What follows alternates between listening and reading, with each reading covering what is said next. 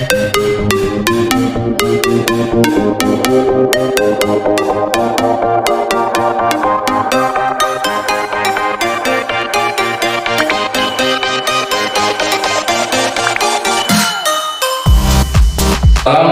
warahmatullahi wabarakatuh. Kami dari kelompok 8 di sini ingin memenuhi tugas akuntansi dengan pembimbing yaitu Bapak Uswandi tentang akuntansi piutang. Sebelum itu, izinkan kami untuk memperkenalkan diri terlebih dahulu. Perkenalkan, nama saya Fazul Mulana dengan NPM 21071029. Selanjutnya adalah rekan saya. Perkenalkan, nama saya Andri Agustinus dengan NPM 21071002. Perkenalkan, nama saya Josephia Rabatrus Torus dengan NPM 21071035. Materi yang pertama akan dibahas yaitu pengertian dari piutang. Piutang adalah sebuah tagihan dalam bentuk kas kepada perorangan, badan, atau pihak tertagih lainnya. Piutang merupakan tagihan yang timbul dari penjualan barang atau jasa secara kredit. Secara umum, piutang meliputi semua klaim dalam bentuk uang terhadap entitas lain sejumlah nilai pada saat transaksi. Selanjutnya, pengertian piutang menurut para ahli. Yang pertama ada K.R. Subramanian dan John J. Will. Menurutnya, piutang merupakan nilai jatuh tempo yang berasal dari penjualan barang atau jasa atau dari pemberian pinjaman uang. Piutang mencakup nilai jatuh tempo yang berasal dari aktivitas seperti sewa dan bunga. Yang kedua, menurut Al-Haryono Jusuf. Menurut Al-Haryono Jusuf, piutang merupakan tagihan si penjual kepada si pembeli sebesar nilai transaksi penjualan. Piutang juga timbul apabila perusahaan memberi pinjaman sejumlah uang kepada pihak lain. Untuk materi selanjutnya akan disampaikan oleh rekan saya. Materi selanjutnya yaitu jenis-jenis piutang. Yang pertama ada piutang usaha. Jumlah yang akan ditagih dari pelanggan sebagai akibat penjualan barang atau jasa secara kredit.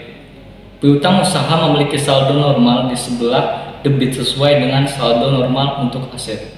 Yang kedua ada piutang wesel. Tagihan perusahaan kepada pembuat wesel. Pembuat wesel dalam hal ini adalah pihak yang berhutang kepada perusahaan, baik melalui pembelian barang atau jasa secara kredit maupun melalui peminjaman sejumlah uang. Yang ketiga ada piutang lain-lain.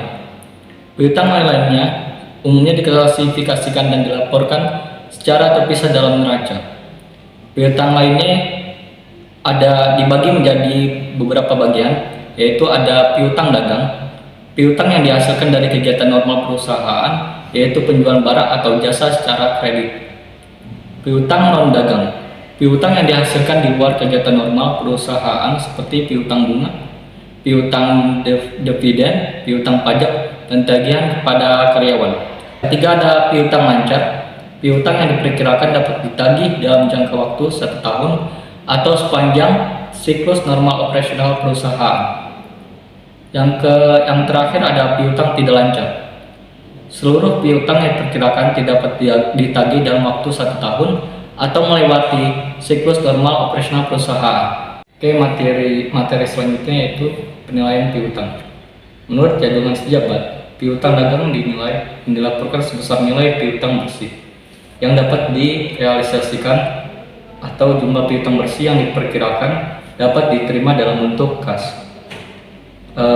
Terdapat 2 metode yang digunakan dalam menilai, mencatat atau menghapus piutang usaha yang tidak dapat ditagih, yaitu yang pertama ada metode hapus langsung atau direct write-off method.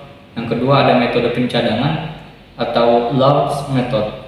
Pengertian dari kedua metode penilaian di atas adalah sebagai berikut. Yang pertama ada metode hapus langsung atau direct write-off method. Metode hapus langsung atau direct method adalah salah satu cara untuk melakukan penghapusan langsung. Cara ini dilakukan dengan menghapus piutang pada pembukaan perusahaan secara langsung ketika perusahaan menetapkan piutang tersebut tidak dapat lagi ditagih oleh mereka. Yang kedua ada metode pencadangan atau allowance method. Pada metode ini, perusahaan melakukan perkiraan terhadap piutang yang ada pada setiap akhir periode pembukuan. Perkiraan tersebut dicatatkan dalam jurnal penghapusan piutang sebagai beban kerugian piutang. Baik, materi selanjutnya adalah pengertian piutang tak tertagih.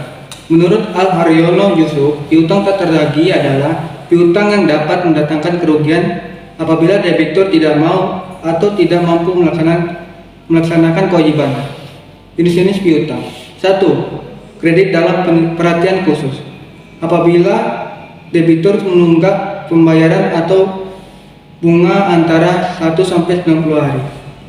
Kedua, kredit kurang lancar. Terjadi apabila debitur menunggak pembayaran atau bunga antara 91 sampai 120 hari. Yang ketiga, kredit diragukan. Terjadi apabila debitur menunggak pembayaran pokok atau bunga antara 121 sampai 180 hari. Yang keempat, kredit macet. Terjadi apabila debitur menunggak pembayaran pokok atau bunga lebih dari 180 hari. Selanjutnya adalah prosedur penagihan piutang. Prosedur penagihan piutang adalah yang lebih sering dikenal dengan istilah prosedur penerimaan kas. Dari piutang merupakan kewajiban dari prosedur penerimaan kredit. Piutang timbul dari penerimaan kredit. Oleh karena itu, kedua proses ini mempunyai hubungan yang erat sebagaimana yang dijelaskan sebelumnya bahwa piutang yang sudah jatuh tempo akan ditagih. Penagihan piutang yang jumlahnya sedikit akan lebih mudah dan sederhana. Namun jika jumlah piutang yang akan ditagih dalam jumlah yang banyak, tentunya diperlukan suatu penanganan yang khusus agar piutang dapat tertagih seluruhnya. Selanjutnya adalah contoh kasus piutang. Pada tanggal 31 Desember 2005, saldo rekening piutang PT Risa Fadila menunjukkan sejumlah sebesar 7.500.000 yang dapat dirinci berdasarkan umurnya. Terlihat sebagai berikut. Dan selanjutnya adalah mengelompokkan berdasarkan umurnya. Perhitungan kerugian piutang untuk masing-masing kelompok umur dengan presentasi yang telah ditetapkan dapat disusun sebagai berikut. Dari perhitungan di atas diperoleh jumlah kerugian piutang sebesar 243.000. Tetapi jumlah tersebut bukanlah jumlah kerugian piutang yang dibebankan dalam tahun 2005. Jumlah kerugian piutang yang dibebankan dalam tahun 2005 adalah 243.000 ditambah saldo debit atau dikurangi saldo kredit rekening cadangan kerugian piutang. Apabila pada tanggal 31 Desember 2005 rekening cadangan piutang menunjukkan saldo kredit sebesar 10.000, maka kerugian piutang sebesar 243.000 dikurang 10.000 sama dengan 233.000. Untuk mencatat kerugian piutang tanggal 31 Desember 2005 sebagai berikut. Beban piutang tertagih sebesar 233.000 di debit dan penyisian piutang tak tertagih sebesar 233.000 di kredit. Semakin lama piutang tidak dilunasi, semakin kecil kemungkinan piutang tak akan tertagih. Oleh karena itu, dapat melakukan dengan proses menghitung umur piutang. Itu saja presentasi dari kami. Apabila ada kesalahan, kami mohon maaf. Semoga apa yang kami sampaikan dapat dipahami. Terima kasih. Wassalamualaikum warahmatullahi wabarakatuh.